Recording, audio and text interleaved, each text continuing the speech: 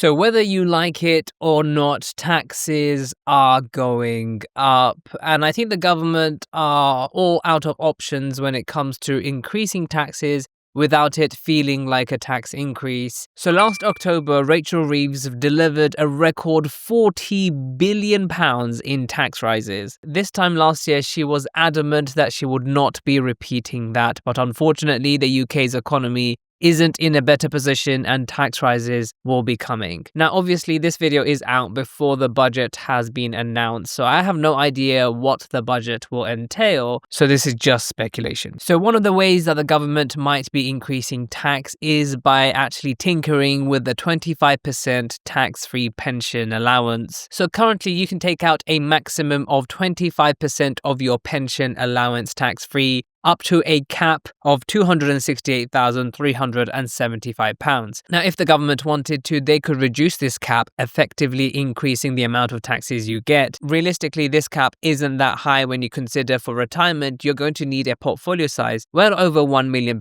in order to live the kind of life that you did live before retirement. Now, it is speculated that the government will indeed be tinkering with people's pensions, which makes it a very unpopular thing as people spend their entire lives working in order to get a pension so that they don't have to worry about finances during retirement. They can also reduce the higher rate tax relief on pensions. This will bring them in more tax revenue, but again, very unpopular. So policies like this makes financial planning more difficult and reduces the faith of the pension system for the average person. Now, another place where the Treasury might raid for taxes is in salary sacrifice. So like I said before, tax bans have been frozen for many years now, which means that even for professions who have typically not had a high salary, those professions have been slowly pushed into the higher rate tax band. And if you want to avoid 40% tax on that extra amount, then what you could do is salary sacrifice and bring in your total income down. By restricting how much salary sacrifice you could make, that could bring in more tax revenue, but it also would mean that more people are paying more tax.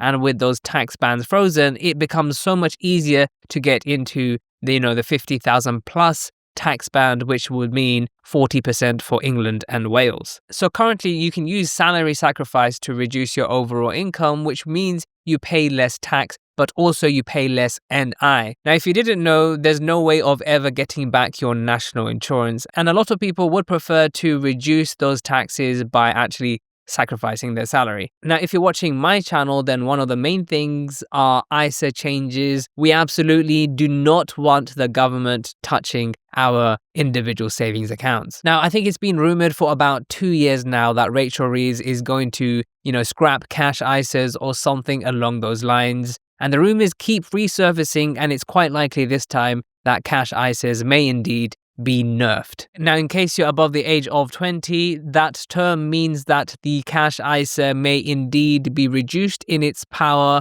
from its current state. Currently, adults in the UK have an ISA allowance of up to a maximum of £20,000 per tax year. Now, the ISA allowance is shared between the different types of ISAs. We have the very popular cash ISA, but we also have the lifetime ISA, the stocks and shares ISA, the innovative finance ISA, and some other variations of those. Now, most of my audience love to use Trading 212, and as you can see here is the cash ISA. Currently, I have absolutely nothing in my cash ISA, and I have never used my cash ISA, but I think the cash ISA is one of the most popular types of ISAs. For people who have lots of cash savings, it makes sense to have it within a cash ISA because you are getting those, interests protected against tax. There are a few people who have been saving in cash ISAs for years now and have a saving size well over £100,000. And those are the people that will be most unhappy if the cash ISA allowance is set to slash. Now, the reasoning behind reducing the cash ISA allowance is to get more people invested into stocks and shares. Although I find it quite difficult to understand how that would happen. Personally, I love the stocks and shares ISA, which is another type of ISA that allows you to invest into stocks and shares. However, compared to the cash ISA, the stocks and shares ISA is a whole different game. This is because stocks and shares involve a certain risk that cash doesn't. And if you don't know what you're doing, you could end up losing more money than you've expected. Now, there is one benefit within the stocks and shares ISA is that you can keep cash products too. So actually reducing the cash ISA allowance may not be the worst thing, as you can still invest in cash within a stocks and shares ISA. Now, if you're interested in an account with Trading 212, whether it's the stocks and shares ISA or the cash ISA, if you sign up using the link in the description, you can get a free fractional share worth up to £100. Alternatively, if you've signed up to Trading 212 over the past 10 days but haven't received your free fractional share, all you have to do is to press the 3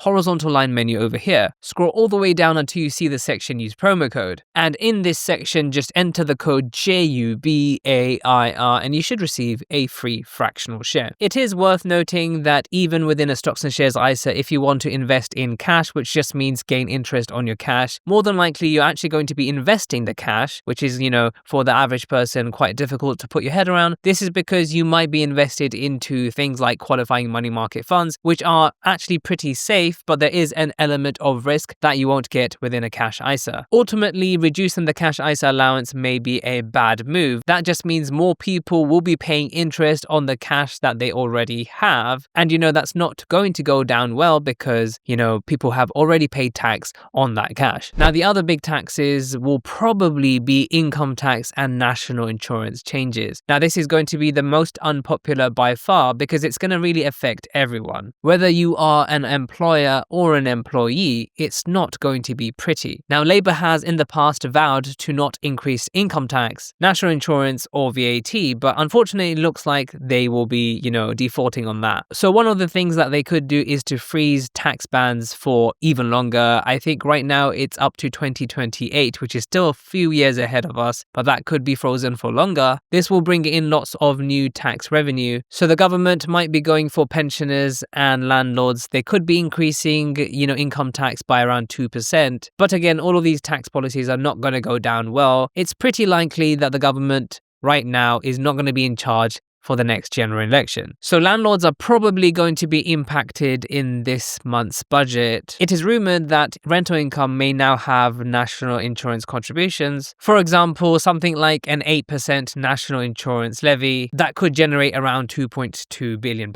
So further to that, property taxes can also increase. So there could be a way of replacing stamp duty and council taxes on properties and make it one big levy. But that could be a very unpopular option as it could affect certain properties in certain areas more than others. They could also add new bands of council tax, which are even higher in terms of their payments. Again, very unpopular things. They could also find ways of increasing capital gains tax when you sell your primary property. Now, in terms of capital gains tax, this was increased previously. It went up quite a bit. This affected everyone, including investors.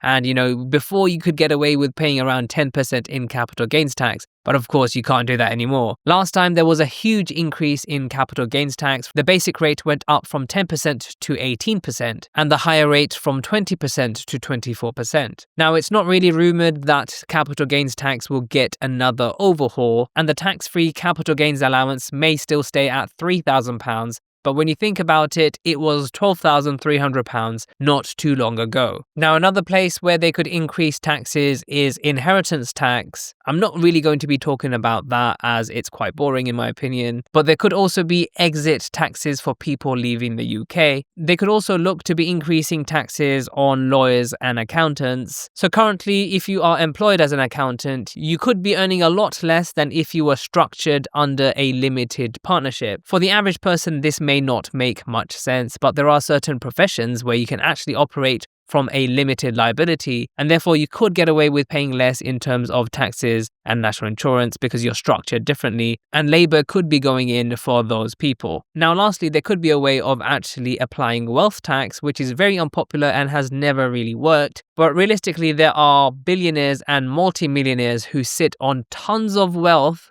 who pay little to no taxes because wealth really isn't taxed properly, in my opinion, in the UK. Now, this becomes very unpopular because people earning maybe £100,000 or £200,000 a year who have no business in thinking that they are those people get really upset because they think the government is going after them. But this is not going after them. This is for people who have tons and tons of wealth who are just living off capital gains or, avoiding so much taxes. So if Labour could get this right, then this could generate lots of income. But then again, if you tax the wealthy, they could easily leave the UK. So you have to strike a balance between that. So make sure to check out some of my other videos and I'll see you in the next video.